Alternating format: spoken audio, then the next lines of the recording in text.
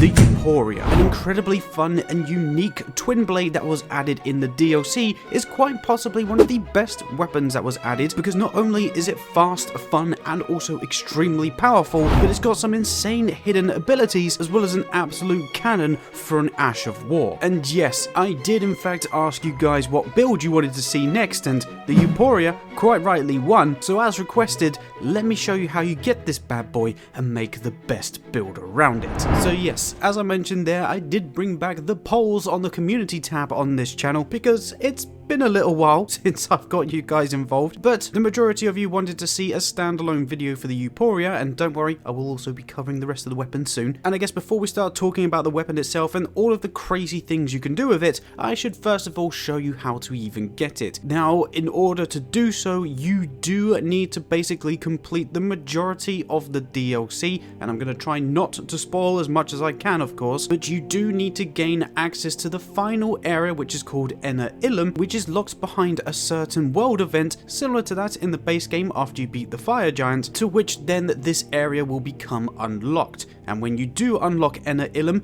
if you specifically come to the Spiral Rise site of Grace, from there you can then follow the path that I'm going to show on screen. I'm going to do my best to also describe what's happening whilst the video is playing, but feel free to pause the video and basically follow along in your games, because we are going to have to jump across different rooftops. So essentially, from the Spiral Grace, if you head down the stairs but then hang a bit left to continue going around the sort of like spiral staircase, you will then lead up to this opening where you'll be standing on like a crumbling edge. Take a leap of faith onto the staircase down below, and then from this point we can then jump onto the side of the massive scaled staircase that is leading up to Ilum. And here again, I can't overly explain more than just sticking to the side and just following this path along the edge of this wall. But if you follow the way that I show you in this video, you will then need to jump onto this segment, which again will lead you down to another staircase, to which you then need to jump through a window. This jump isn't quite as bad as it seems, because you can sort of like over jump and jump higher than the window and still land in it. So just make sure that you do a nice running jump into and through the window to then come to this courtyard where there's going to be a shadow tree fragment. And after defeating the scorpion here, you can then go down this staircase to yet another lift. And then again, if you follow this path, you will find some more enemies, more importantly another horned warrior at the bottom of the staircase, but you can just again leg it past them, just run past them, and by going down the staircase behind the horned warrior, you can take another lift, and this will lead you to the catwalk, where at the end of that catwalk will be a door, and once opening that door, you will find the body that has the Euporia on it. So like I say, it is a little bit of a convoluted route because you do have to like jump to certain different segments, but feel free to go back, like mute the video so you don't have to put up my voice and basically put it in slow motion so you can obviously watch it whilst you're doing it in your game. But it is relatively linear, like you can only really go forward, you can't really go the wrong way. And of course, once you do it, like I said in the intro, you've probably got yourself one of the best Twinblades in the game, especially when you utilize all of its unique abilities. So of course, once you've got the weapon, make sure that you level it up as much as you can. It does require some smithing stones, and it is a heavily wholly integrated weapon, which does actually scale best with faith. And just to also let you know, the gameplay in the background is going to be from both New Game Plus 5 and also New Game Plus 6. Basically, the earlier game bosses are from New Game Plus 6, but the later game bosses are from New Game Plus 5. And although it is a heavily, wholly invested weapon, we are still doing a substantial amount of damage to enemies that are wholly resistant, because where it is a Twinblade and we can basically override any resistances through pure DPS, we can obviously proc things like successive damage output buffs really easily, which basically means the base physical damage, which is about half of the AR of the weapon, is still more than enough on its own. And if you're only getting like say 20% extra damage because your enemy's 80% resistant to holy damage, you can still deal thousands of damage really quickly and still do a nice amount of poise damage, especially with the charged heavies, still making this an incredibly viable option for literally any enemy in the game. But of course, this weapon is going to shine, if you pardon the pun, a lot more against enemies that are weak to holy, or at least don't have a high holy resistance, because this weapon has a special feature called Lust luster, which is essentially a charging up of the Ash of War, where after a certain amount of successive attacks in quick succession, the Euporia will literally begin to glow, which in turn is also adding additional holy damage to the weapon itself. It takes 4 attacks to basically get the first stage of the luster, because yes, there's actually 2 stages of it, and to get that essentially means you need to do 1 charged heavy attack or 2 light attacks to get that first luster to appear, and when you do that, you'll be adding a flat 90 points to your holy damage on the weapon, so plus 90 to your holy AR, and then if you do another 4 or 5 attacks, you will then go into the second stage of the luster. That will add an additional 25 points to your AR, so essentially just by wailing on your enemies and continuously attacking them, you can buff your AR by another 120 points. But that's not the only thing that this luster ability is useful for, because the Euporia Vortex attack, which is the Ash of War on this weapon, also directly gets upgraded depending on the amount of luster that you have charged up. So again, if you don't do any charge up, you'll just be sat there spinning your weapon and not really doing much. But then if you charge it up the first time, you'll see that you shoot beams of light at your enemies for a short duration of time, and then if you hit the second charge up of the luster, that beam of light all of a sudden becomes a lot bigger, a lot more powerful, and also lasts a lot longer. For me, this is more of like a punishing move towards the end of a fight, especially against, say, people like Melania. If you've got her down to very little health and she's still jumping around, you can just basically hold your Ash of War trigger down and make sure that she definitely goes into phase 2, or of course beat her if she's already in phase 2. And the real thing about this weapon is just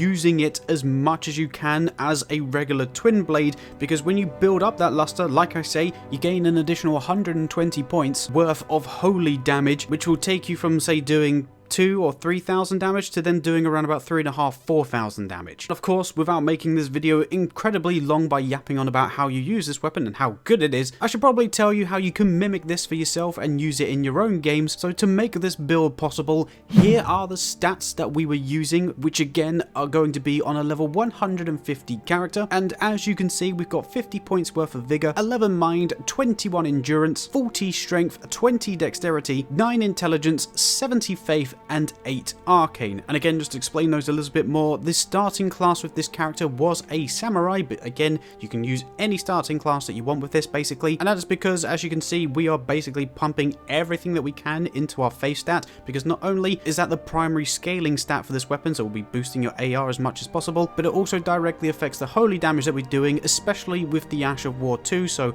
by having a high amount of faith just means overall we're doing the best damage that we can with this, but it also means that we can use buffs like Golden Vow and also the Howl of Shabiri, as well as basically using any incantation in the game. So as much as this video is all about the Euporia, the best thing about this weapon is that you can basically put it into whatever faith build you want to make, because if you also want to run ridiculously overpowered spells like Ancient Dragon Lightning Strike, guess what? You can, and it's still going to be incredibly effective, as I've hopefully showing you right now. But then I pumped a little bit more into strength, because again, both dexterity and strength are going to give a similar amount of boost to your AR, but the hidden ability with strength is it also boosts your defense negation with your character naturally, so by pumping more into strength, you'll also have a little bit more protection as well. And also, as always, I know some of you like to delve into a little bit of a higher level build, so if you want a level 200 guide for this build, here are the stats for that too. And again, we're just basically pumping up our vigor, strength, dexterity, and faith just to make this even more well-rounded, deal even more damage. But if you wanted to run like a much heavier armor set, you could probably take a few more points out of dexterity, say 10 points out of dexterity, chuck them into endurance, and then that way you can run a much heavier armor set. So again, feel free to chop and change these stats to fit your particular playstyle. And as always, no matter what leveling you're going to be using, whether it's a level 150 version of this build or the level 200 version, I still recommend that you run the same talismans, and they are in fact going to be this group of talismans right here. And as I mentioned earlier, whereas a Twinblade, we are heavily focusing on DPS, so yes, we are indeed running Millicent's Prosthesis and the Rotten Winged Insignia, which again, I know you can't get them in your first playthrough, and you do need to get into New Game Plus 1 to get both of these, as they're both tied to Millicent's quest. But if you don't have the Rotten Winged Insignia, feel free to use the regular Sword Insignia, as that will also be doing a very decent job. But then we can also use the two-handed talisman, because that's also something I highly suggest that you do whenever you use this weapon. Two-hand it at all times, and you'll get the plus 15% extra damage boost whenever you are doing that. Before then finishing finishing the talismans with the Shard of Alexander just to give us a healthy boost whenever we use the Euporia Vortex and hit our enemies with those rays of light. Again, also just to quickly point out, another really good talisman to use is also going to be the Axe Talisman, because you've probably seen in the gameplay that I am spamming the hell out of the charged heavies, just where I am in a later New Game Plus. I'm just trying to break my enemies and break their stance as much as possible. So if you are not relying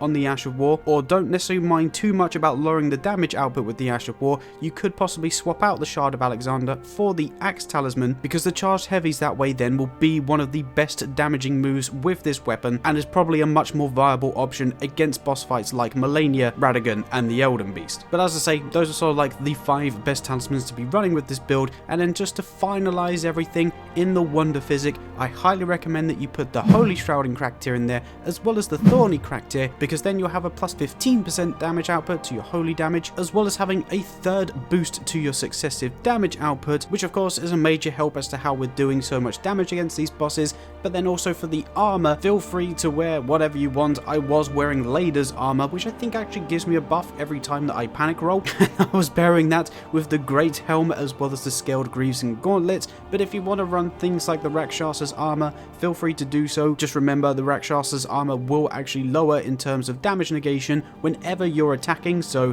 where this is going to be up close and personal, you may end up trading and therefore have a lowered defense whilst wearing the Rakshasa armor. But like I mentioned with the stats earlier, if you want to take some out of dexterity and strength because it's not really going to be boosting the AR all that much, feel free to chuck more into endurance and possibly even more into mind. Make use of a better armor set, make use of all of the crazy incantations that are available in the game, but more importantly, make use of this incredible weapon. And just like that, that is how you create the ultimate build around the Euporia. And although we have covered this in the past, obviously there's been many different updates, and I've showcased it in a different light in a much later New Game Plus, just to show truly how good this weapon actually is. And I know that you guys obviously voted on it. Well, most of you voted on it, which is why I made this video, but let me know in the comments down below, what do you think about the Euporia? Is it a little bit lackluster for all of the effort that we have to go and grab it? Or do you share a similar opinion to me and think that it's actually kind of well balanced now and is worthwhile getting? Obviously, get yourself in the comment section and let me know what you think. And whilst you're down there, if you happen to like this video in any way, if you wouldn't mind hitting that like button for me, that would be greatly appreciated, because not only does it help these videos and the channel out tremendously, but it also lets me know that you want to see more incredibly powerful builds like this in the future. And if you're new around here or